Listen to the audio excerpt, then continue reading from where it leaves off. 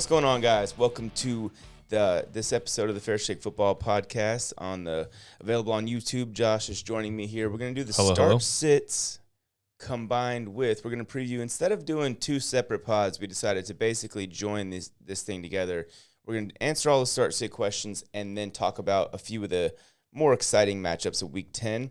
I'll probably preview the rest of Week 10 in maybe in a Saturday episode or something like that, but we'll figure it out. But yeah, you want to get started? I'm ready. Well, first off, let's talk about the NFL news with Cam Newton, who is now a Panther again. I am not mad. By the way, just so you know, we just said Mike Gesicki was going to finish with the donut. Well, they just got in the red zone, and Mike Gesicki is their top red zone target. So not so fast, my friend. Anyways, yeah, Cam Newton is a Panther fan. I was just telling Josh before we started recording here that, like, the last 2 years, I've still been a Panther fan, right? But I haven't really felt like a fan. Now I feel like a fan again. Like, that was I haven't felt like this since Ron Rivera and Cam were still there. So I feel good. It's pretty exciting for Panther fans. I mean, it's definitely an upgrade from Sam Darnold. So yeah, it's so funny on today's podcast this morning, Thursday morning, for you guys watching this on Friday. I was talking about this. I said the Panthers should sign Cam Newton. And I literally said on there, I'm like, it's not going to happen, very unlikely, but, and I gave all these reasons, and what do you know? They did it. So I respect David Tepper for having the ability to say, like, hey. Yeah, he swallowed his pride a little bit. Swallow my pride. Let's just get this guy in here because we want to win now. We want to, like, they could easily just say, whatever, we'll just throw Phillip Walker out there and just basically, see what happens. But it seems like they understand. They have a top 10 defense, maybe better than that. Who knows? With a better offense, they might be top 5. That's how they were early on when Sam was competent. But, like, I think that I respect to him for swallowing his pride, signing Cam. It does a few things for him. And number one, makes them legit playoff contenders this year. When your starting quarterback goes down or starts playing like absolute trash, it hurts your chances to make the playoffs. Right now, you've got a guy, depending on how fast he can pick up the system, in Cam Newton, that's going to come in there and he's going to be competent. That much he's not going to be anywhere near what we've seen from Sam Darnold in terms of just awfulness over the last 5-6 weeks. Like, it's not going to happen with Cam Newton. Because he's just a winner. He's going to, even if his stats don't look great, his impact on wins and losses are going to be significant.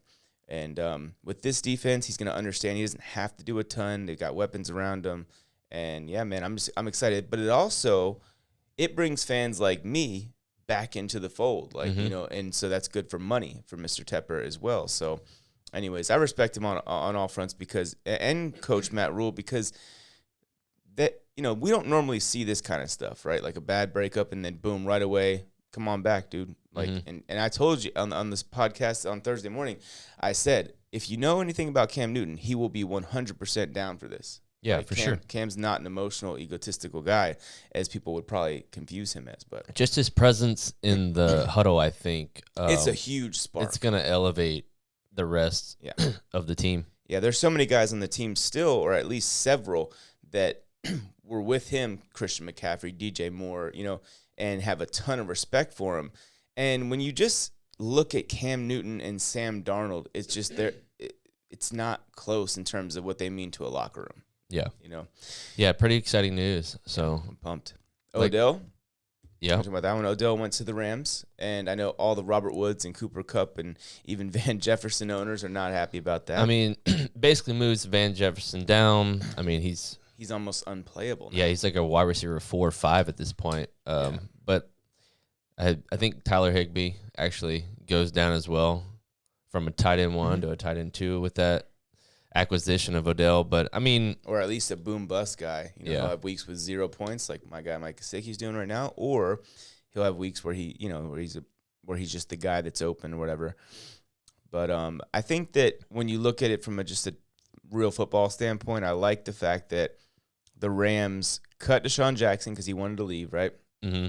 And then they said, hey, let's let's not just lose our fourth receiver. Let's bring in Odell Beckham Jr. For a maximum of like $4.5 million, something like that. And I think that is even if they win the Super Bowl. So there's some other incentives laden in there, and but it's a pretty cheap price for the upside that Odell still has. I mean, I don't necessarily think he is that guy anymore, but I still do think he could be a top 25 receiver in the NFL. Yeah, he's definitely a weapon with them, for them, I should say.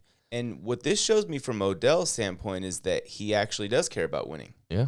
Because if he didn't care about winning, he would have went somewhere where he was going to be the clear number one option. Like if I were him, I might have went to New Orleans because you're going to get force-fed targets. Yeah. He's just worried about the QB situation there. And with the Packers, like they were going to only be able to sign him to the minimum essentially because they haven't even re-signed Davonte Adams yet. So that was more of their priority. And I think that if they really wanted them, they could have matched this 4.5. This deal. I mean, but I think that's what they thought of him. They said, "Look, we'll give you $1 million." That's kind of what they are. They probably see what I see in him is that is a cancer. So. But he wouldn't have been with Aaron Rodgers. It would have been a lot like, and I compared this on the podcast this morning. Tom Brady. It would have been a lot like that, and I think that's what it will be with Matthew Stafford as well. Damn it, was that your running back? Yeah, Gaskin just got a touchdown here. We're playing against each other in our home league, and I don't have Gaskin in that league. Oh, that's right. That's in Eric's league. Yes, but I am Lamar playing gets against the ball. Gaskin in another league. Yeah, and Lamar gets the ball back here. So, he's down. Oh, good. Yeah. Anyways, I think that from a real football standpoint, it's a great signing for the Rams. I think from a fantasy standpoint, it's devastating for a lot of Rams players. That and also exciting for Odell owners. I mean, he's relevant now. Yeah. I don't know that he's going to be any more than the flex play. Right. I mean, you're not starting him this week. Is he going to be active this week? Probably not. I don't know. I mean, they didn't activate Von Miller after they acquired him, so I don't see why they would Odell. I think Von was dealing with some type of little injury, though. But in any case, it's a playoff move type of thing. Yeah. And what it does for them is it makes them very difficult to deal with when you've got legitimately at least 3, probably 4 guys that can win one-on-one at receiver with Matthew Stafford playing quarterback. It's going to be very difficult to deal with, man. I'm interested to see. I wonder if they're going to go any 10 personnel. I'd like 4 wides. I'd like to see what that looks like, having those 4 guys out there. Because Van Jefferson can really play. He's not just – like they drafted him second round when they didn't have a first-round pick. And he's a really good player, as you've already seen in year 2 now. He's been playing very, very well. So, I don't know. I'm interested to see how they do it. I think it'll be a little bit like how Deshaun Jackson was used, except for it won't be just exclusively in that deep threat way, like where he's just a field stretcher. I think they'll use Odell in a different way. But what I mean by that is it'll be like there will be Odell games, and then there will be games where he's just not all that involved, and it's kind of maybe he has 2 catches for 40 yards and then there will be games where he has 5 for 100. I think there will be a couple of those as well. So, anyways, like I said, great football move in terms of just team building, real football. From the real football standpoint, fantasy-wise, it's a little bit frustrating. I wouldn't panic and sell Cooper Kupp. You guys know I'm usually of the belief that when you bring in extra guys, it's good for certain players. But with 4 receivers now, I think that the only one this really devastates is Van Jefferson. I think that he's the one that's kind of like gone from becoming a legit weekly flex option to being a guy that you might have to in 2 or 3 weeks. You might see Van Jefferson has been dropped by 6,000 weeks, whatever, or teams. I mean, it's probably already like that if you go to the transaction trends here. Yeah, that'd be a little jumping of the gun in my opinion, but he's been dropped 26,000 times. You know what's funny? I never even thought about picking up Cam Newton in fantasy. I guess I see him there at the top of that list. I think that's a smart move. I was just so excited as a fan. Like, as you're desperate, he's going to run for 6 or 7 touchdowns over the next 8 games. Pick him up. And I mean, I'm pretty set at quarterback, and I don't really need I don't really need him necessarily, but I will say I'm pumped. As a Panther fan, I'm really excited. All right, let's get into this. Let's do the preview first, and then we'll do the start sits after that. So the first game we're going to jump into it. It's the Falcons at the Cowboys. Yeah, Cowboys 9-point favorites, over-unders 54.5. So 2 things stuck out to me right away there is the Cowboys being 9-point favorites when they were 10-point favorites last week against the Broncos, and they got stomped for the majority of that game. It was like 30-0 at with like 6 minutes to go. Now, I'm not calling the Falcons the Broncos in any way, shape, or form in terms of, like, they're not that shutdown defense, that very ball control-ish offense and whatever. But what they are is a team that's been better than what we thought they'd be. And I think what happened when they played each other last year, didn't the Falcons have a huge lead in that game? It wasn't, and then the Cowboys came back. It was like when Dak was still there. Anyways, I think that they're gonna be competitive. I understand why the spread is what it is, like in that the Cowboys are gonna probably be like pissed off and want to make a statement and basically go in there and steamroll them. But we haven't really seen Atlanta get steamrolled this season. You know what I mean? Like they've been very competitive. So from that, and I didn't even think about this. Dan Quinn. Yeah. How does he defend Matt Ryan and those guys? So that'll be interesting. I was just about to bring that up. I mean, it's going to be an emotional game for him. He's going to want to get back at them. He's going to draw up a few tricky, sneaky defensive calls, to throw at him. I agree. But yeah, I like the Cowboys in this one, but nine's going to be tough. Check this out. Last year, Dak Prescott. So they played each other in week 2, right? Dallas, Atlanta, in Dallas. And the final score was 40-39 Cowboys. Okay. Dak in that game completed over 72% of his passes for 450 yards, 1 touchdown pass, and 0 interceptions. But he also had 3 rushing touchdowns. So he did whatever the hell he wanted against that Falcons secondary and just overall defense. And it was in a weird game because Atlanta had a huge lead, and then Dallas got the onside kick late, if you remember that, and they came back and won it. But yeah, I mean that pretty much solidifies my point as I was about to make with Dak Prescott and him being a start of the week this week in fantasy. So yeah, I mean, if he's plus after last week and they just got their ass whooped, I think they get it right. They're at home again. Like we said, Dan Quinn is facing his former team. That's true. There's a lot of good things there, and you're right. Dan Quinn knows Atlanta gives up a ton to quarterbacks as far as fantasy wise. So right. Yeah, I think Dak's gonna eat in this one. Everyone's gonna get it back on track. I think Randy Gregory is out in this one on defense. He's their sack leader, and DeMarcus Lawrence still out. Yeah, so they also need to get right. They just got gashed last week, and it was unacceptable, honestly, and nobody saw it coming. Like you said, the spread was, 9.5, 10? It was 10. Yeah. So I had him as my lock, one of my locks of the week. That blew up. Yeah, but I mean, I like the Cowboys in this one. Nine's a lot. Let me put it like this: I think they'll cover the spread, but I wouldn't advise betting on them to cover the spread. You know what I mean? Like that's how I feel about it. I feel like it's like a 7-point, right? Like 20, like 35-28 or something like that kind of game. Here's the thing, though, to remember. Remember a few weeks ago, I guess it's been like almost over a month ago at this point, where Tom Brady went into New England and played Belichick, right? I said before that game, Belichick has an advantage. In this game, Dan Quinn has the advantage. Mm-hmm. So I could really see – I understand why the spread is what it is, right? Because Matt Ryan going against Dan Quinn. Dan Quinn has been there for the last, 5 seasons. Every time Matt Ryan has had a shitty game, Dan Quinn has watched that tape over and over again to see what the opposing defense did to Matt Ryan to make him struggle. So that's what – that's kind of the thing is like Matt Ryan will be forced to do what he's not great at. And the Falcons don't have shit in the way of skill players outside of Cordero Patterson. At receiver, they've got Russell Gage, the Olamide Zacchaeus, whatever his name is. And then they've got Kyle Pitts, of course, but he's been kind of coming back down to earth lately. Kyle Pitts, for a guy that broke the rookie record over the first 7 games in terms of yards by any tight end ever.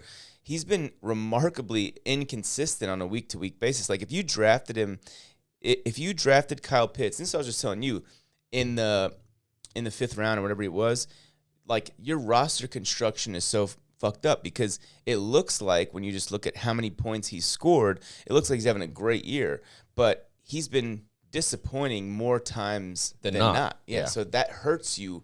You know, like, he's got more points than me in our home league, and he was just talking shit, and I'm like, dude, your roster's not constructed in a way. Well, let's not get carried away. You know, it might come together, but I'm just saying, like, I wasn't even looking at your team when I said that. But the point is, usually when that happens, when you have a whole bunch of points, but you're losing, it's a lot of times, maybe it's bad luck and the other teams are scoring a bunch on you, but it's also because you have a lot of volatility on your roster. Like, Kyle Pitts this year, let me just check his numbers real quick.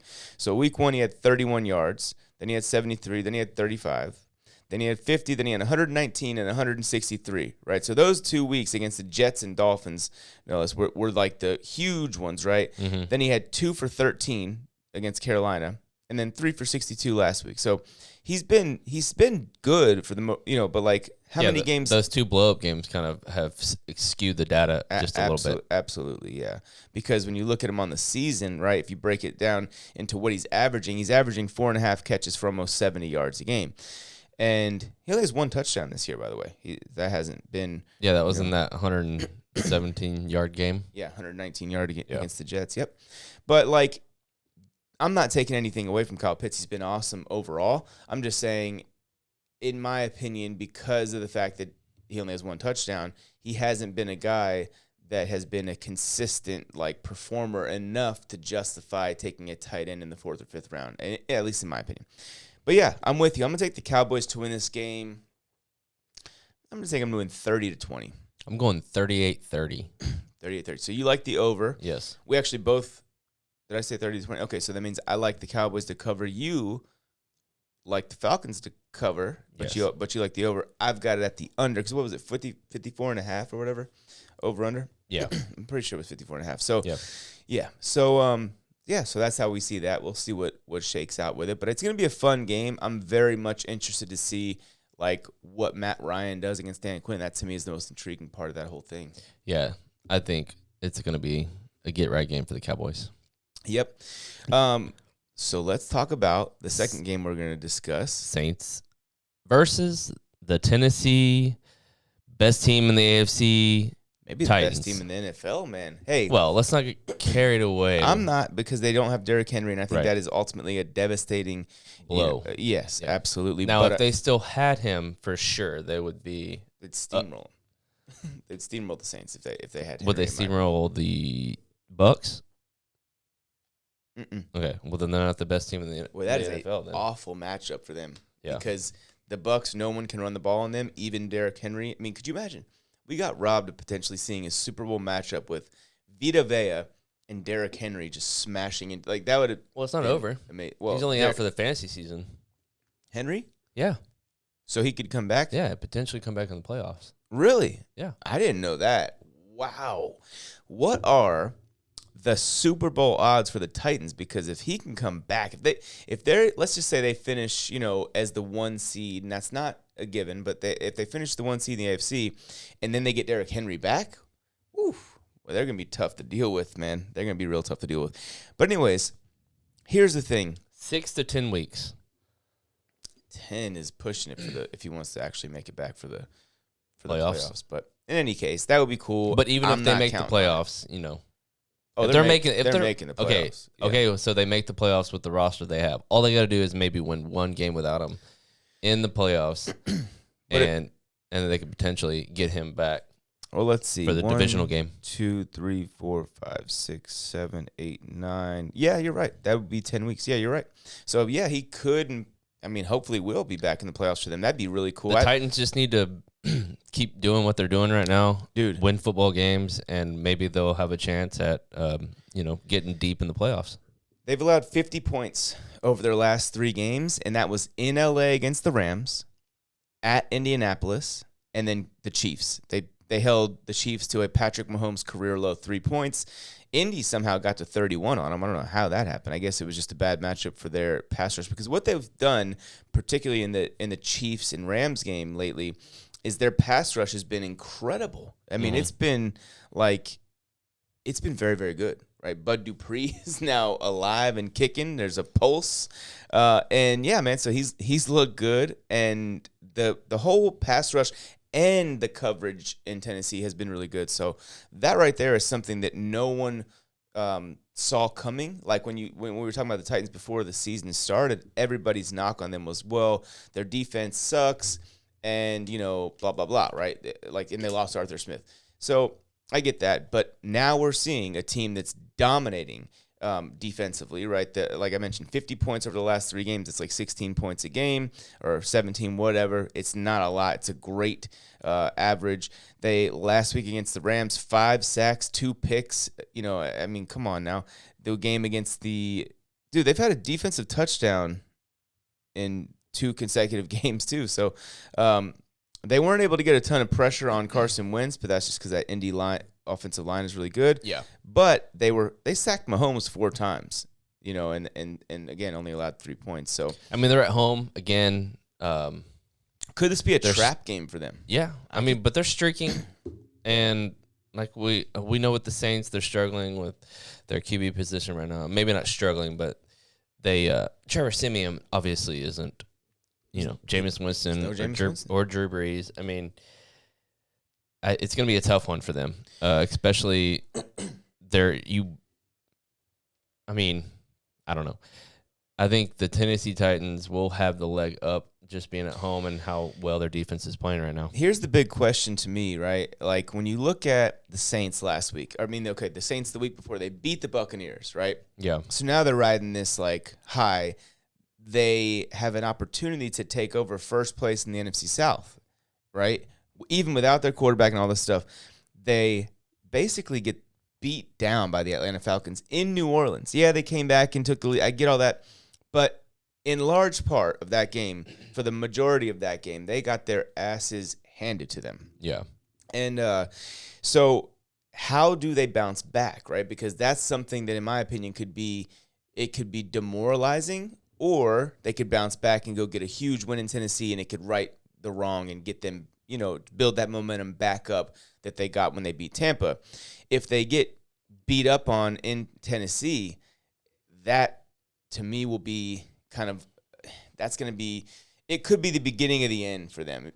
My friend, he said he thinks the Saints are going to tail off down the rest of the season and not make the playoffs. And when he said that, I was like, you're crazy. And then I thought about it, and I'm like, that is something that is in the range of outcomes for them, in my opinion. It's not because they don't have talent. They've got plenty of talent. They have a great coach in Sean Payton. But quarterback, man, it's the most important position in all of football. How could the Saints, by the way, allow their division team, the Panthers, to sign Cam Newton when they'd elected to keep Cam on the sidelines and roll with Simeon, knowing that Sam Darnold's playing like shit? And what if it would have been huge for them to sign Cam, in my opinion. Because Simeon has not been great, man. Look, he's averaging like a little under 6 yards per pass attempt in the 2 games this season, completing under 60% of his passes. It's not like you've got a guy that can go in there and yeah, he's not been playing all that Saints well. I think the Saints rake second to last in NFL in passing yards. So they have no weapons. Yeah, zero weapons. Why didn't outside of Kamara?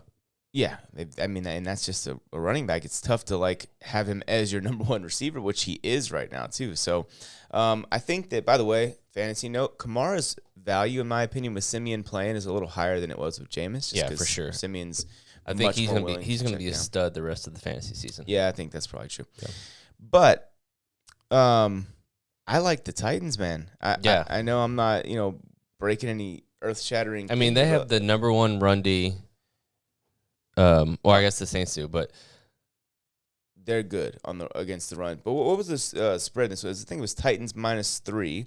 So the Titans are 3-point favorites, and the over/under was what, 44.5. 44.5. Okay. Yeah. I mean, I think the Titans are just going to do what they do. I think they're in a really, really, really great groove right now in terms of what they're doing on all cylinders.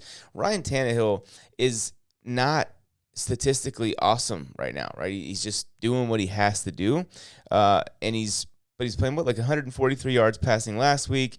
He actually had a big game against the Colts statistically, and he had 270 against the Chiefs. But other than that, man, he's really been not great from a statistical standpoint. And last week, only 143 passing yards, and that's without Derrick Henry. It wasn't like Derrick Henry had 200. It was just, they had the running back by committee going. AP got a touchdown. The defense was amazing and really put them in position to dominate that game from essentially from start to finish. So I just think that right now they're tough to beat, and I don't see them getting beat by the New Orleans Saints, especially not in Tennessee. So I'll take the Titans.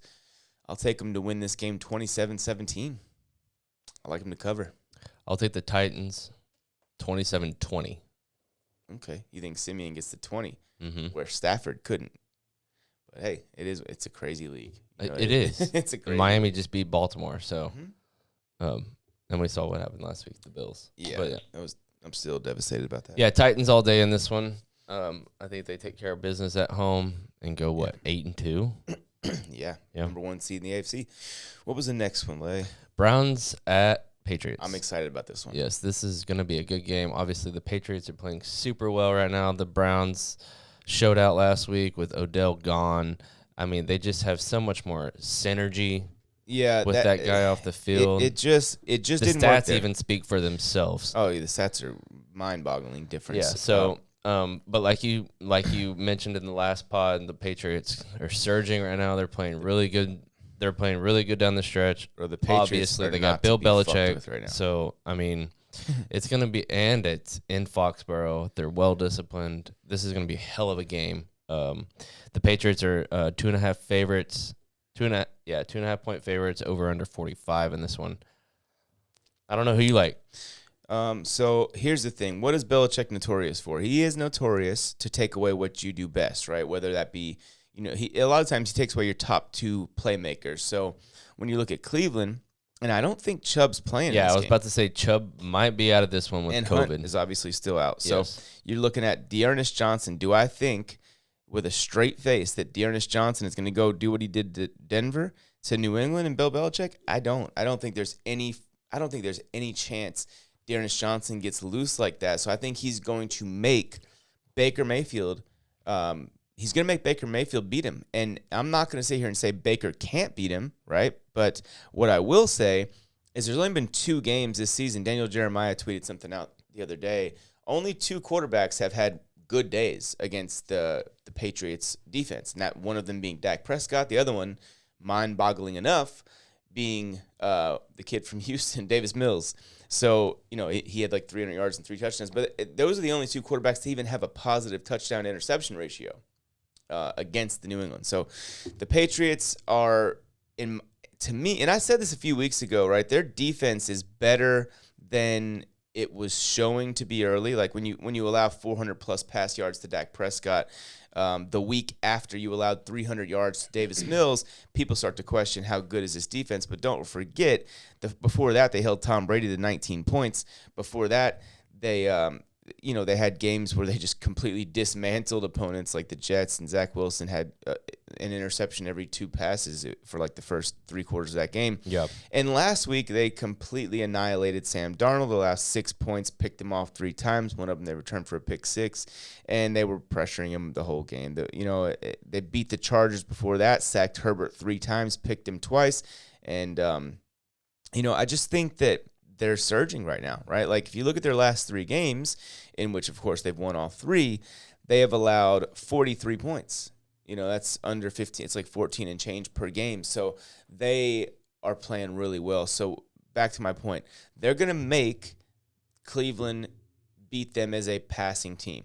They're going to be hell bent on stopping the run. So I think it's going to be a low-scoring game. I think that when you look at the Browns' defense, though, on the other end of this spectrum, I think they're a very good defense. I think they are a much better defense than we realize because they had that crazy game with the Chargers. But otherwise, the Browns have been very good defensively, in the majority of their games. I think they have the second best run defense in the NFL from a yards per carry standpoint. They're up there. It's like second or third. And yeah, man, to me, it's gonna be a low scoring game.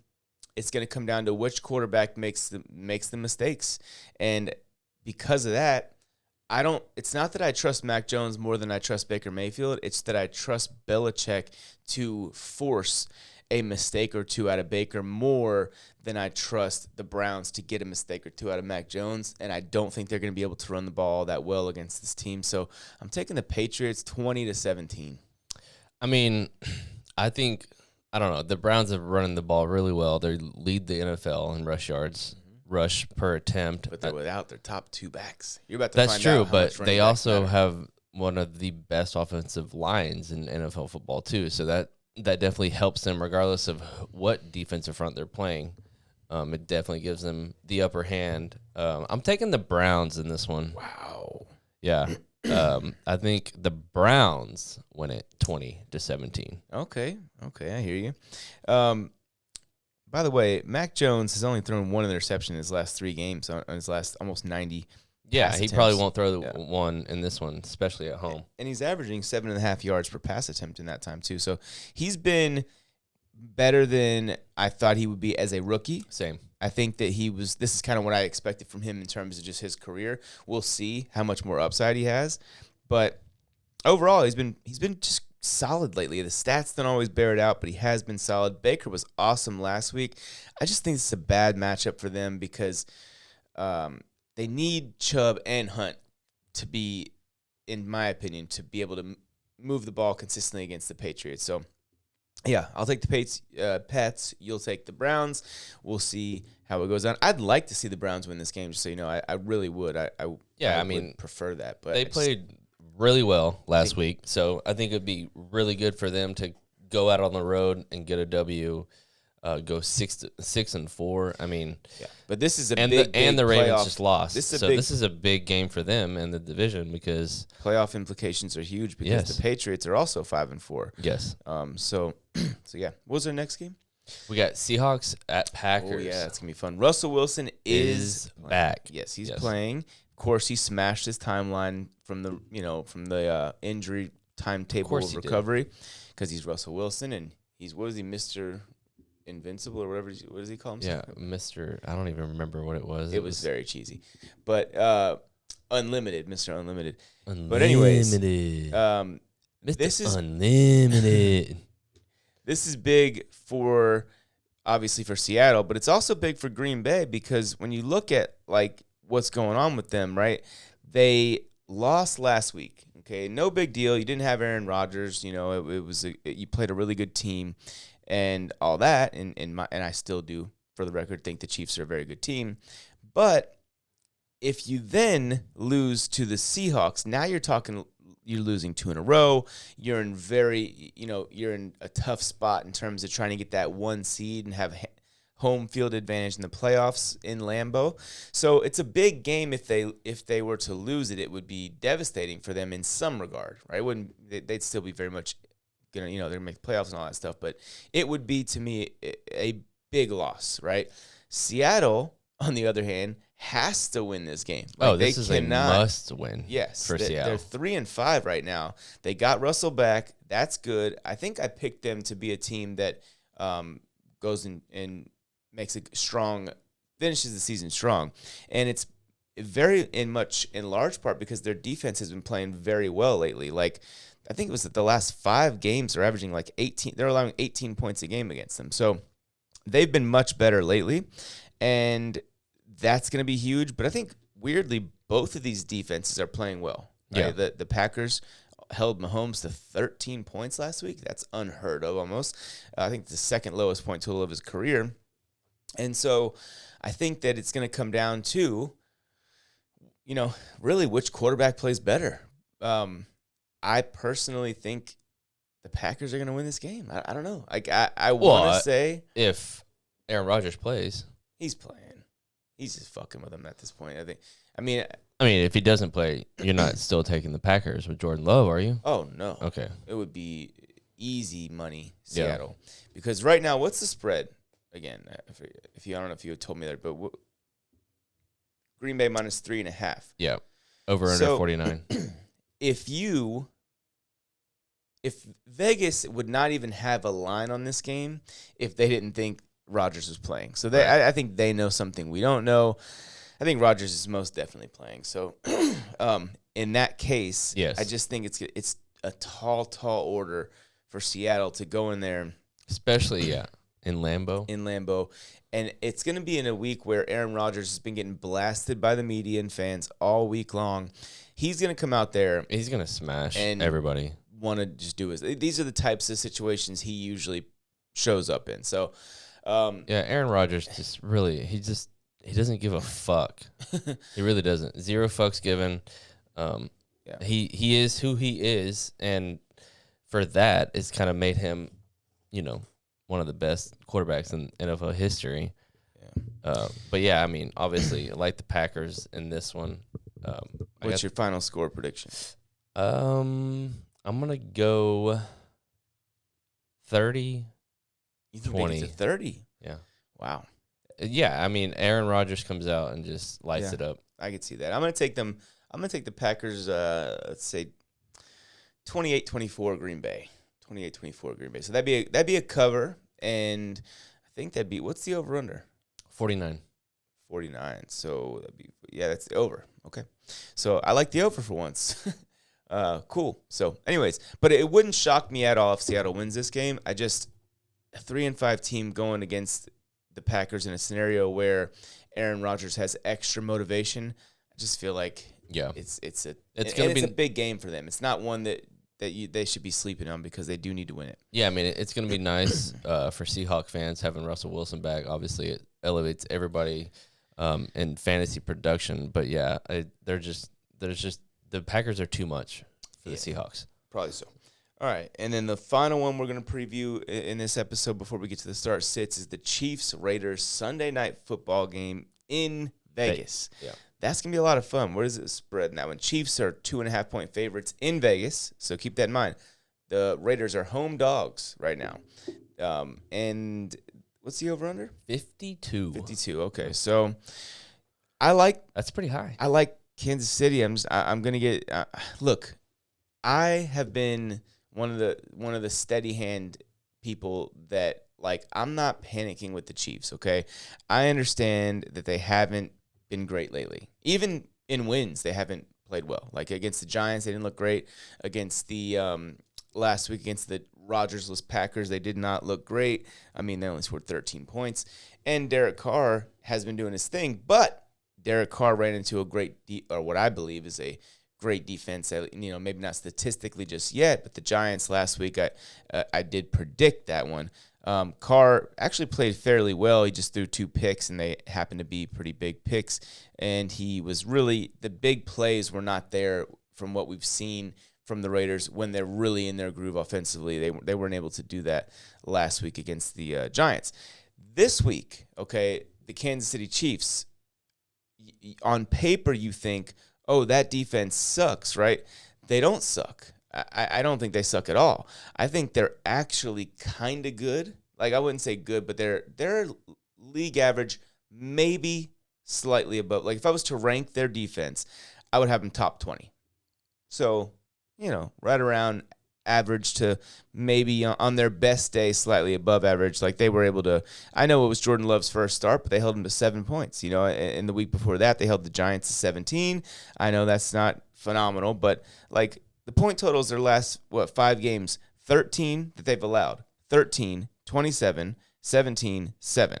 And I guess it's last 4 games, but then they allowed 38 to Buffalo, which also was a pick 6. But I think the defense, I guess what I'm trying to say is trending up, okay? And I know you're going to bring up competition. I get all that stuff. But they're trending up, right? Matt LaFleur is known as an offensive mind, so he can only muster up 7 points against them, and it was very, very late in that game. On the flip side of it, the Raiders, I think, they started off hot, right? Then they started to stumble when the Gruden thing and all that crazy stuff happened, and then they lost 2 games in a row. Then they won a few, and then they stumbled last week. I think we're going to see another stumble here from them. I think that the Chiefs are going to break out of their offensive slump. I think Mahomes is going to throw for 300 yards, and it's. I don't think he's going to go completely crazy. I think he's going to have a good game, and then the following game after that will be like a gigantic Mahomes breakout game. I think this is going to be a get your confidence back game. I think they're going to run the ball and have some balance to what they're doing. And well, Edwards-Helaire has been practicing and saying he looks good. He probably won't be back this week, but if he is, that's definitely a huge victory for the Chiefs. Yeah, I think that, but I think either way they understand they have to be balanced, right? Because if you don't, this Raiders pass rush is not the one of old. Like, they're a pass rush that can actually get after you a little bit. So you have to have some balance when you play against them. But I'm going to take the Chiefs to go in there and beat the Raiders. I think it's going to be a close game because the Raiders are tough. Yep. And I just feel like it's 35-30. I don't know why, but that's just the score I have in my head. What do you got? Yeah, I mean, I do like the Raiders in this one, but they're not going to be my pick. I would like to see them win this game. Yeah. Just because we've seen the Chiefs. I'd like to see them win it too. Yeah, I mean, we've seen the Chiefs dominate them in recent seasons. So a good thing for the Raiders is they've been running the ball really well here the last couple of weeks. So I think that's going to help their cause in this one, especially since Have they really? Yeah, and like you said, the Chiefs have improving on defense. So it'll be a good sign to see how well they have improved. Yeah, this is a good test because the Raiders have a legit offense. Yeah, and especially like on the road, it's going to be tough. But yeah, I mean, like you said, I think this is a literal get right game for Mahomes. Yeah, I mean, he's already said that he's going to continue to throw it down the field no matter what they're throwing at him on defensive schemes. Obviously, he needs to read them a little better, or I think it's more of his offensive line. It's just not. It's him too. He hasn't cracked 20 fantasy points in the last 3 games. Oh, I know. I have him. That's why I'm in second to last place. You see, that's why you don't draft quarterback early, kids. Yeah. But anyways, yeah, we both like him. What's your final score prediction? No, I haven't gotten there yet. But okay, yeah, sorry. I like the Chiefs in this one. What was it's 2.5 over under 52. Yeah. I think I'm gonna go 30-24. I actually like that a lot. I like the what's the over under again? 52. 52. Yeah. So you like the over still. That's actually a pretty damn low over under for a Chiefs game. That's how so Vegas is even buying the like, whoa, what the hell is going on? Yeah. And let me just real quick what Patrick Mahomes has done, not just over his last 3 games, over his last 5 games, completing 60.6% of his passes, averaging 263 yards a game, which for him is not very much. 6 touchdowns, 6 interceptions, 6 yards per pass attempt, and I'm rounding slightly up there. So that's amazingly awful for Patrick Mahomes, right? Like, I mean, that's not good for Sam Darnold. So, it is what it is. But the week before that, he played Philly, and that was that game where he went 24 of 30, 278, 5 touchdowns, 1 pick. It was just all downhill after that. Who did they play? Buffalo, Washington, Tennessee, the Giants, the Packers. What's the common theme with all those teams? Well, a lot of them are good, but the other ones, even Washington, you guys know how I feel about their defense. I still think they're very good defensively. They have played in the Titans. Who knows? I mean, they look like a top 10, maybe even better than that defense right now. The Giants, you guys know how I feel about their defense, and the Packers defense played great last week as well. And they've been a team that I've been saying is underrated on defense, for a lot of the season. So when you look at all that, it's like, okay, they had a really tough strength of schedule. They have to be balanced against the Raiders. I think they will. I like your final score prediction better than mine, but I'm going to stick with mine since I already put it out there. But you like it 30-24. I'm with that. But 35-30, I'll just stick with it. And yeah. So now. You want to get into start sit for week 10? I think we got to, because I think we have a whole bunch of questions. I tried my absolute best. Now, of course, there's always going to be, there's always going to be times where I can't, like, you guys ask a question after I've already emptied the tank answering all of the questions that applied to Thursday night games, to the Thursday night game. So there will be probably, I'm sure, a few of these on here that have Thursday night guys in there. So I'm, did the best I could to answer all those. If you notice, the ones I answered on the Instagram sticker were all Thursday night games, or at least 99% of them. So anyways, let's go. Hunter Renfro or Tyler Johnson if AB and Godwin both sit. Hunter Renfro for me because I like Tyler Johnson. I get the, AB, Godwin both sit. I get it. I'm going Renfro because why? Ruggs is gone. That's 7 targets a game, I believe it. 60 yards a game, 7 targets a game. We saw Renfro in the first game last week, 7 catches. It wasn't a bunch of yards, but he got in the end zone, right? This week they're playing the Chiefs in a game that I've just told you I think the Chiefs are going to score 30-plus points in, right? I think that's going to mean Renfro has to be – they're going to be throwing the ball. You got to keep up with the Chiefs when you play the Chiefs. So, or at least that has to be the, traditionally speaking, since Mahomes has been there, that's been the thought process. So, yeah, I'm going Renfro there. What do you like, Renfro or Tyler Johnson if AB and Godwin sit? I like Renfro. All right. Corey Davis, Russell Gage, Michael Gallup, A.J. Green, pick 2. Russell Gage. And I'm going to go A.J. Green. Wow. Okay. I'm going to say I'm rolling out Corey Davis. I can't start him, right? No. Russell Gage is literally the Falcons' top receiver. So, I mean, that makes sense. Outside of Kyle Pitts, of course. Oh, yeah. And Michael Gallup's first game back, we can't trust him. I'm going to go Gage and A.J. Green. All right. Carson Wentz or Kyler Murray, assuming he plays. Carson Wentz is a must-start this week. Really? Yeah. Who are they playing? They're playing the Jags. I mean, at home. Did you see what they did to Josh Allen last week? I don't know. I think that if Kyler Murray plays, you're starting him. Look, you drafted him in the second, third round. Yeah. I can't remember where he was going, but I think if he plays, you're starting him. Well, yeah, Kyler Murray is always a must start. Yeah, well, that was the question: Carson Wentz or Kyler Murray.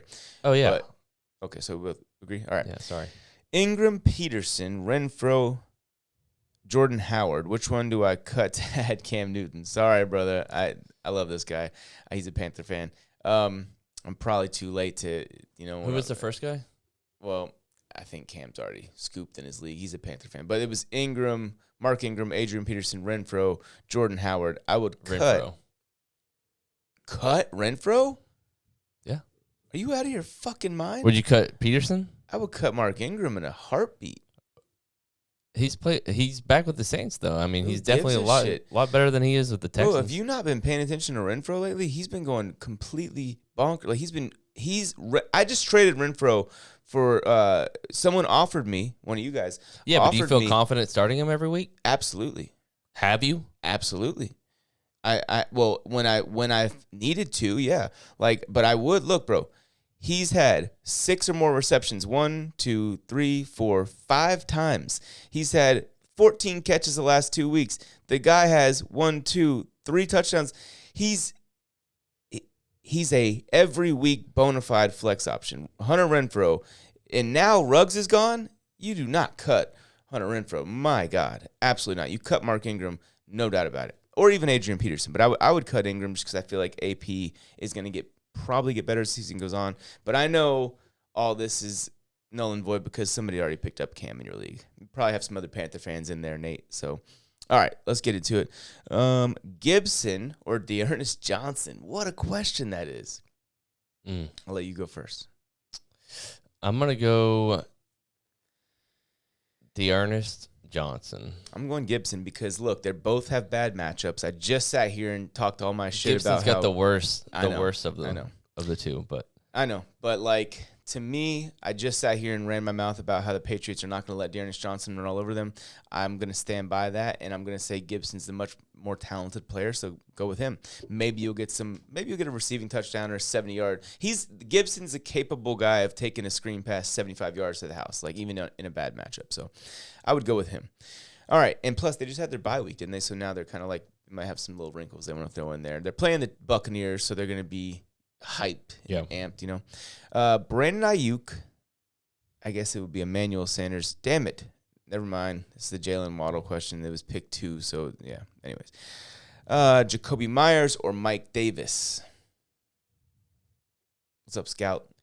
Jacoby Myers all day. Yeah, I Mike Davis you can't roll with that guy right now, especially with Cordero Patterson doing what he's doing. Didn't he have a good game last week? Mikey D. I doubt it. Let me see. Let me see. We're both looking it up, see who gets there first. Okay, boom, bang. Last week, no, he had 2.8. Yeah. Yeah, you're not starting him. He had 9 carries for 13 yards. Yep. I was going to say Jacoby Myers anyway, so yes, Jacoby Myers. Yeah, 100% Jacoby Myers, and that starts it. Yeah. Is it crazy to go double tight end, Hockenson and Pat Freiermuth over Jacoby Myers? Yes, that's crazy, in my opinion. I think Jacoby. Yeah, I mean, I think that what's happening with Jacoby right now and what people are kind of like why he's going to be involved in a lot of these start sits is because he was like, remember you told me that stat where he was like by far their leading receiver. Yeah. So naturally teams are paying more attention to him, and that's kind of making them throw the ball around a little more. I think Jacoby's still a reliable starter. I think he's a guy that could catch 7 or 8 passes in any week. Freiermuth, is that how you say it? Yeah, He's been coming on the last couple weeks. He's been doing his thing. Yeah. Let me see. But what about the volume? Let me see. What's his volume been like? Okay, 7 catches in week 6, and they had a bye week, and he had 4 for 44 and a touchdown. Then he had 5 for 43 and 2 touchdowns. That's right, 2 against Chicago. Fuck, I guess ride the hot hand if you're feeling it. I mean, they're at the Lions. Yeah, but they're not at the Lions. They have the Lions. Yeah. And Hockenson, that's fun because Hockenson is the other, on the other side of the ball there. So you'd have your tight ends going head to head. Yeah, I wouldn't be. I don't think that's crazy at all. No, I don't think it's crazy. That was the question. I'm not, and I actually might do it. I'm leaning towards yes. I mean, depending on what your record is and if you can kind of, goof off a little bit. But okay, choose one: Josh Jacobs or Deontay Johnson. This is a no-brainer. Deontay Johnson. Absolutely. Knox or Higbee? Knox. Is he back? I think so. Okay. Yeah, Knox. Yeah, if he's back, you're definitely starting over Higbee because, as we mentioned earlier, with Odell there now, we don't know what to do with Higbee. Pittman or Godwin? Michael Pittman is a must-start. Week 8 over the last 5 games. I'm sorry, wide receiver 8 over the last 5 games. Must-start. He's a must-start now, and Godwin's a little banged up, so you don't know exactly what you're getting there. So, I'm going Pittman. Davonte Smith or Cortland Sutton? Davonte Smith. I knew he was going to say it. Who are the fucking Broncos playing again? My bad. They're playing the Eagles. Oh, that's right. I'm going to say Sutton because I think that Davonte Smith's going to have his hands full with this matchup. I think that, that Denver Broncos secondary and just defense in general is not to be screwed with. And my guy here says, #keep pounding. I know, bro. I'm with you. I'm actually really with you there for the first time in 2 years. But Davonte Smith is obviously still a great start. Yes. You benched him last week because of a matchup against the Chargers. You. I haven't benched him all year. Well, you said you told somebody that you said you were going to sit him because he was in a bad matchup to the person who asked, which I'm not saying you were wrong there. I think you were right. But in this case, this is a bad matchup. I mean, I rolled with him because I've been rolling with him all year, and my bench isn't much better. That's why I went like this. I knew you were going to say Davonte, but it's not a bad start, but it's a fucked up spot to be in because that Denver secondary is serious, dude. That's true, but I like Cortland Sutton just because I think the Eagles secondary is far more beatable, and I think he's due. D-Hop or Darrell Williams, bro. If D-Hop plays, you're starting him, in my opinion. Yeah. He's a must start if he's dead ass asleep in the middle of the game. Yeah. Must start. Scary Terry for A.J. Brown in a trade. Yes, I agree. Wait, is he getting A.J. Brown? I think so. Yeah. That's how I'm interpreting it. Yeah. Definitely take A.J. Brown. I like that. Right the hot hand. He's especially coming on. Yeah. Especially with Derek out. Yeah. Exactly. Mike Williams or Ayuk? Mikey Will. I think Mike Williams. I think he's still kind of banged up a bit, but Herbert played well last week, so I think Mike Williams is the answer there. Should I trade Debo Samuel? No. I say if you're getting something like legit wide receiver 1, running back 1, low end on that, most likely. Yeah, I'm not depending on how your roster is constructed. Right. What worries me is that Debo is a little bit banged up right now, and I'm just kind of a little sketched out about that. He's off the injury report for week 10. Yeah. All right. So don't sell low on him is my only thing. I'm not opposed to trading him if you're getting top dollar, because that's what he's been a legit wide receiver one. So you have to get something of equal value.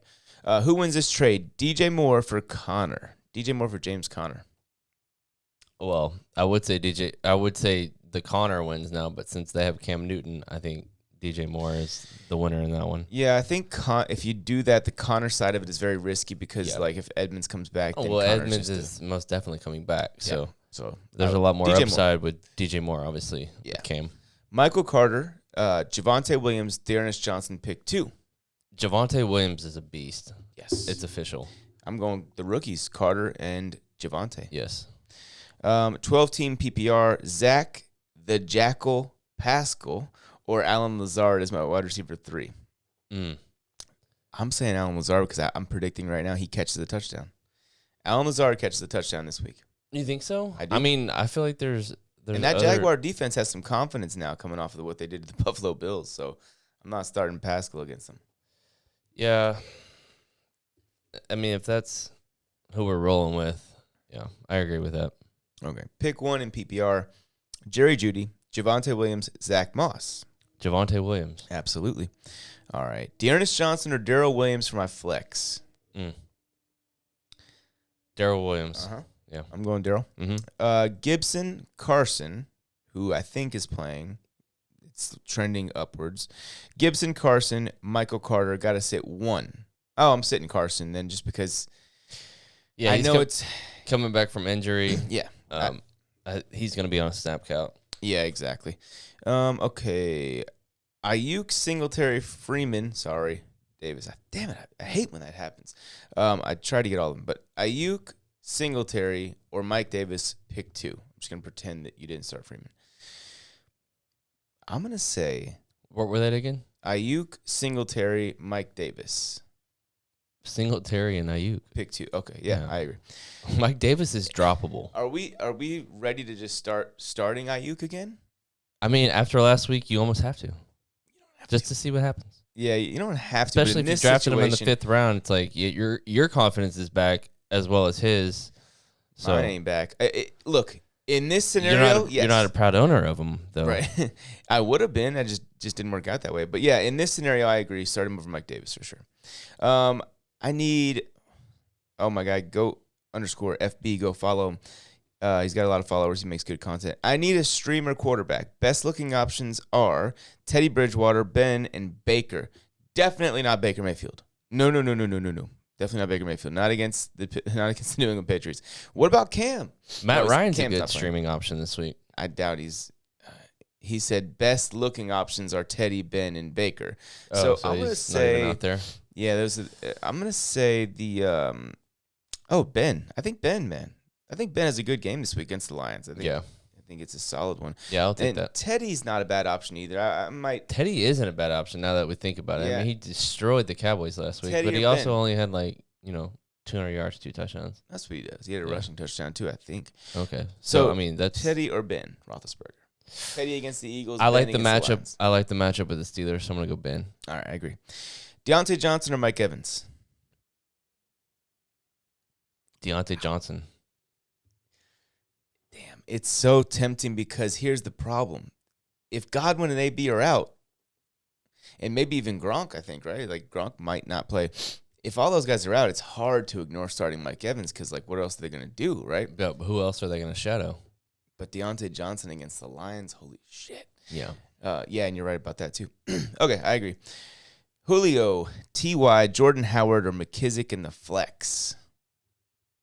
Julio, T.Y., Jordan Howard. I'm going Jordan Howard. Miles Sanders said that he's back.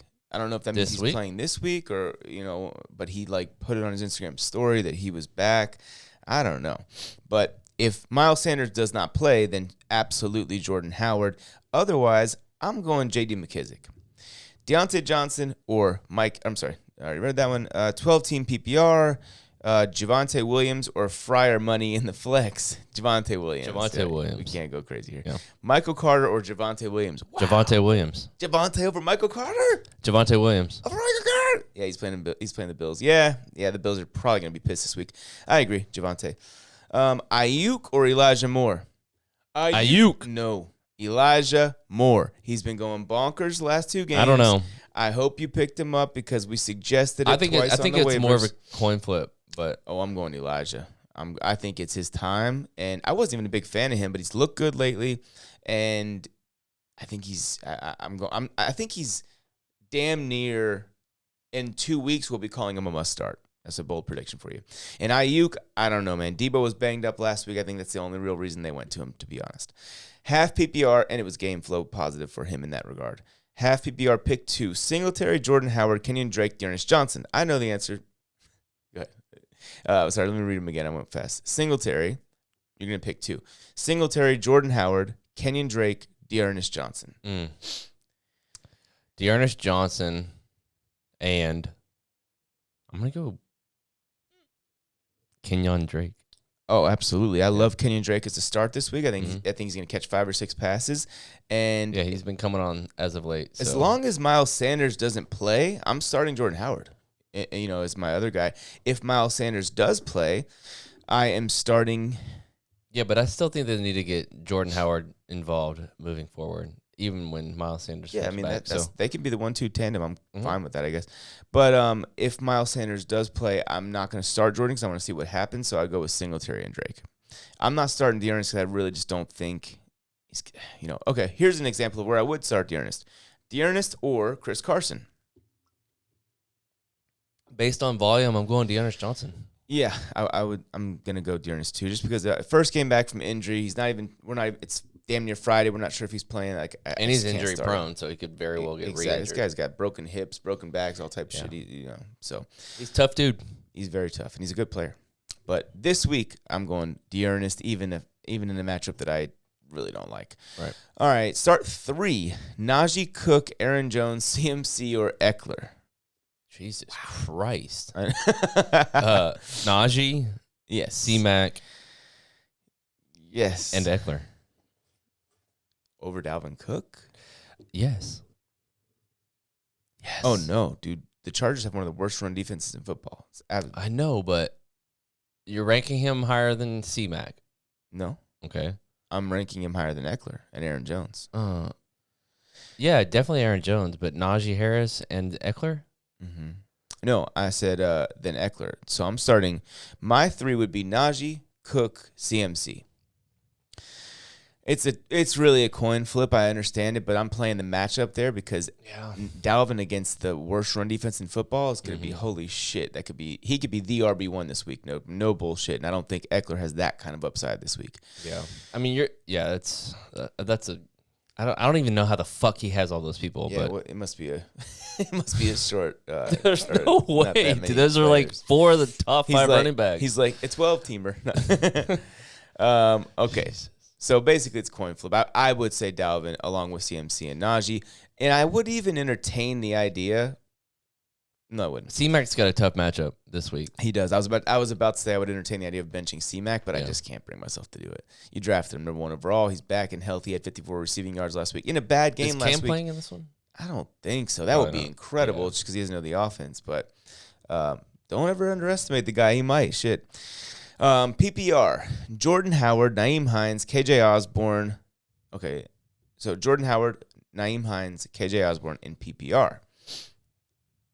I'm going to go. Nyheim Hines? I mean, if Miles Sanders is out, I'm going Howard just because I think he's going to have another good game and he'll get volume. But otherwise, I'm going Hines. And then in non-PPR, Howard, McNichols, or Pollard. I'm going Howard. Yeah, I agree. You can't. I agree. You can't with JD or. What about if Sanders plays? You still going Howard? Yeah. I'm going Jeremy Pollard. Nichols. I mean, they're playing the Saints, number 1 run D. So. Yeah, but I think sure Jordan Howard. Yeah, especially with Miles Sanders out. Yeah. But if Miles Sanders plays, I'm starting Pollard. Just my take on that. Elijah Mitchell or TJ Hawkinson? Holy shit. Elijah Mitchell. Against those Rams in a game that they're probably going to get smoked in. I don't know. Every time I think somebody's going to get smoked, they win the game. So fuck if I know. But I mean, obviously, Yeah, I think you're right. I think T.J. Hawkinson is probably a better play based on matchup. And the Steelers are playing good enough to be ahead in that game conceivably. And the Lions are going to have to come from behind. Hawk. Judy or D'Ernest? You know my pick, Jerry Judy, baby. I'm going D'Ernest Johnson based on volume. And look, D'Ernest might prove me wrong. He does look really good, but I just in Belichick I trust for this one. It's just so important to take away the run from that team, and they're without their top two guys. So, Singletary or McKissick? I'm going Singletary. I'm going Singletary. Yeah, against the Jets, I get that, but I think that Jet defense is a little better than people think. It might be, but the Bills are still going to eat. I just think McKissick is going to be – look, Bucks are probably going to have a lead. They're going to be throwing the ball, and McKissick – they're going to be under a heavy pass rush. They're going to have to dump that thing down. McKissick might have fucking 10 catches in this game. I'm going McKissick. Whoa, bold call. Could happen.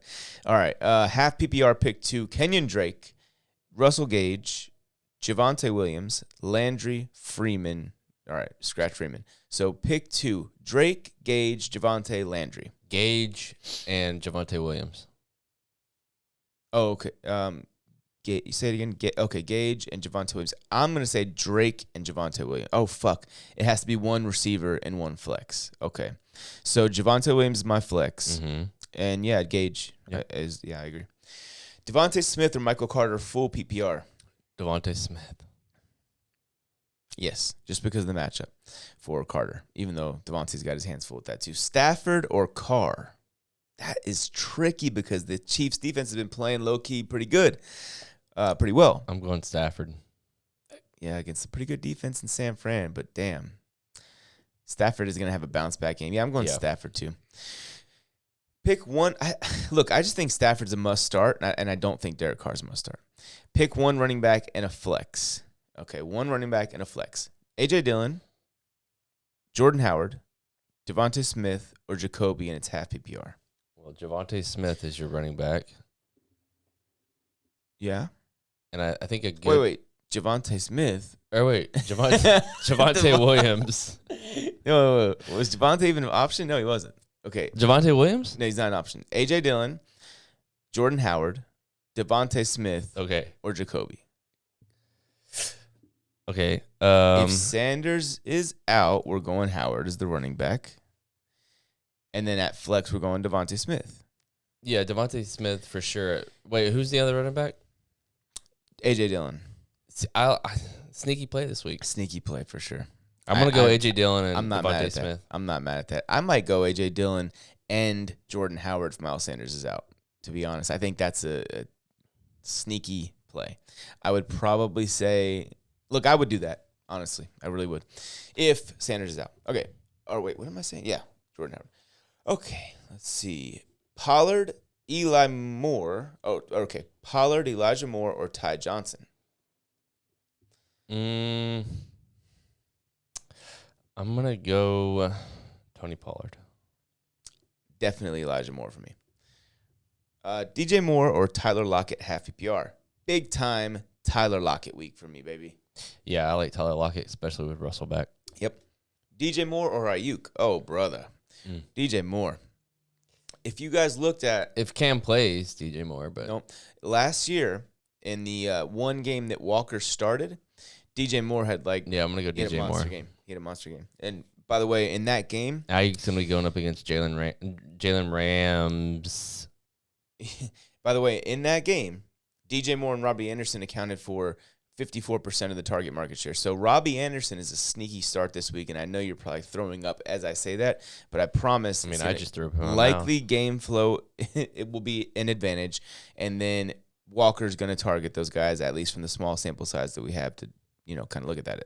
So DJ Moore for sure over Brandon Ayuk. Anyways, Gibson, Drake, McKissick, choose one. Gibson. Drake. I like Gibson. I don't like Drake. Out of those three. Gibson against Tampa's tough. But I'm going to say Drake just because I think the matchup is going to be really beneficial to him as it pertains to fantasy. Okay. But again, McKissick could have 10 catches. So if you don't feel any of those, just start McKissick.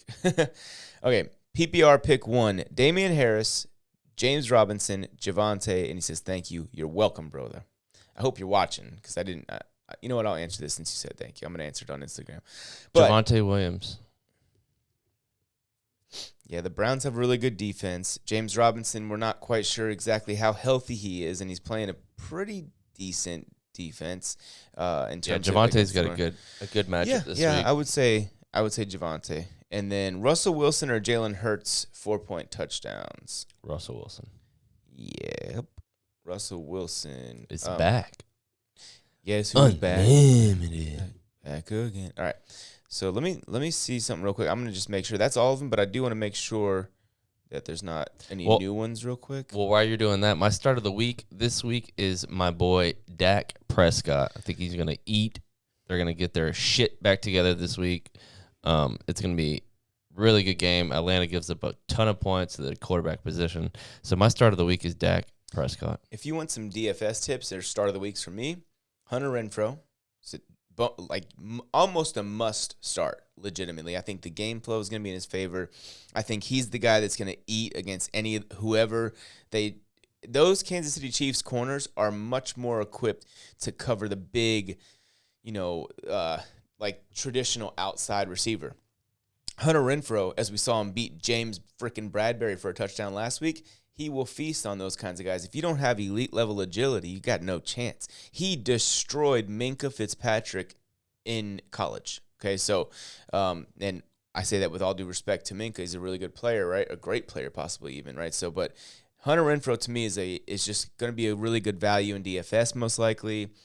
He's going to be the Raiders' leading receiver the rest of the season, and I think he's going to flirt with wide receiver 2 production in PPR leagues from here on. So who gives a shit if he's only averaging 8, 9, 10 yards a catch? Because he's going to get in the end zone. He's going to be a high-volume guy. And to me, I almost regret trading him for Davonte Smith at this point. But I just think Smith has a higher ceiling. And then I also like, to bang the same drum, the Kenyan Drake. I like Drake as a start. Like I don't think he's a bad start at all. I like A.J. Dillon as a start, as kind of a sneakier one. Like if you want cheap DFS value, I think that he's a guy. I mean, he had 4 catches for like 44 yards last week, right? So he the workload differential between Aaron Jones and A.J. Dillon is becoming more like a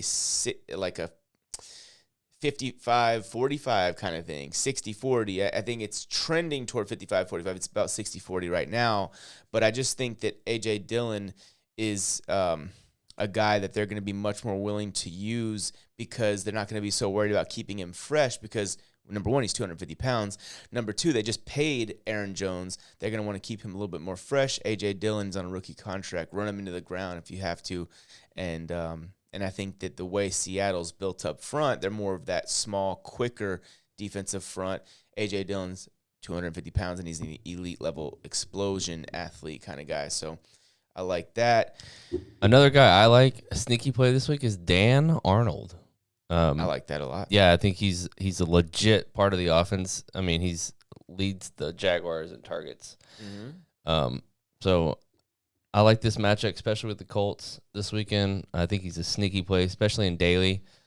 So if you have Dan Arnold or you need a tight end, I think he's definitely a sneaky option for you this week. Yep. And for me, let's see, maybe one more here. First of all, the Titans defense is 100% a top 5 or 6 defense in fantasy again this week. I'm pretty damn good at picking defense, so I'm going to give you my top 3 defenses just off the top of my head here. Let's see. Top 3 defense. Okay, so Titans are going to be in there for me this week. It's a matchup against the Saints that, I just don't see the New Orleans Saints being able to score a ton of points against the Titans in Tennessee. I've been wrong before, but I don't think I'll be wrong on this one at least. And then I like the Patriots defense is one that's kind of they're going to get after Baker. I love Baker. So, I respect him. I think he's a really good quarterback. Could be a great one day. I just think that this is a bad timing for this one, right? They're trending up. The Browns just came off a nice, win against Cincy last week, but not sure they're ready without their top 2 running backs for this challenge because, as I mentioned, the Patriots have played 9 games. Only 2 quarterbacks have had good games against them. And I know they haven't played great competition otherwise, but They're good. Yeah, right? I like their defense too. Another couple start defenses are the Bucks and the Rams. The Cardinals. And the Cardinals. Especially, I don't think Cam's going to play. I'd be shocked if he played. If Cam doesn't play, the Cardinals are probably the top defense, I think, this week, maybe. But I also like the Bucks. Yeah, I think they're top D this week, for me at least. But you like them again more than the Cardinals against the Walker and the Panthers? The Panthers' offense have been struggling mightily. What about the Bills? I mean, they're playing the Jets. I'm so mad at them. I'm still mad at them. Steelers are a good defense to play this week against the Lions. Yeah, I at home. Actually kind of like that. Yeah, I don't love it, but I would say if my top three would be the Cardinals at 1, would be the Cardinals at 1, the Bills at 2, I suppose. No. Yeah, the Bills at 2, even though I don't want to say it. And then I think the Titans at 3, man. I don't know. I could go Bucks over Titans, but it's close. Anyways, who else? Let's give one more guy that we like this week, and then we'll finish up. One more. I want to give as much value as we possibly can. Must start or just a start? Just somebody you like that's, low key. It could be somebody that's going to go off. Like, I think this is a huge Jonathan Taylor week, as has been the last month. I think DeAndre Swift's going to have a big week. I think that, Dalton Schultz, as you reminded me that I benched. I think Dalton Schultz is going to have a phenomenal, potentially a phenomenal week against the Falcons. And so, I'd crank him up. He's had a couple of underwhelming games in a row. Well, I guess last week he ended up okay, 454. But to me, I like him. No, Miles Sanders isn't playing, dude. He's on fucking IR still. He isn't even. Yeah, I think a good play this week would be Russell Gage, especially with them. I think they're going to be coming from behind against the Cowboys, and like you said, he is outside of Kyle Pitts. He is their top wideout. So right. The targets are going to be there for him. Obviously, Calvin Ridley's out for the foreseeable future. So, I like Russell Gage this week for sure. One last one, dart throw. Well, actually two. One of them is a little more obvious. Tyler Lockett. I like him a lot with Russell Wilson back. Number 2, and this one's he's probably available on waivers. Actually, 2 guys that are probably available on waivers right now, or as a free agent. And that's number 1, Robbie Anderson. Believe it or not, I think Robbie Anderson is going to have a pretty decent game this week. I think he's going to be heavily involved. I think he's going to have his best game of the season. I'll make that a hot take. Number 2, I think Alan Lazar is going to catch a touchdown. I've already shared that with you guys, but if you need a receiver or a flex or something like that and you're in a pinch, I just think that you're guaranteed double-digit points from Alan Lazard and from Robbie Anderson this week, and that seems bold because I don't know if Robbie's had double-digit points all season long, but I see it happening this week, and I think that's going to be it. Yeah, we'll wrap it up here. Be sure to subscribe, ring the bell, leave a comment. Be sure to get your last minute, I should say, comment and last on second. The YouTube, though. I'm backed up on Instagram. I need you guys to comment on the YouTube for your start sits. I'll literally answer any question, anything you put down there, within reason. Okay? Yeah, but leave comment, the video. It helps us out a lot. But like we said, get them in before Sunday, and we'll get your lineup ready for week 10. That's about it. See you guys later. Adios. Peace.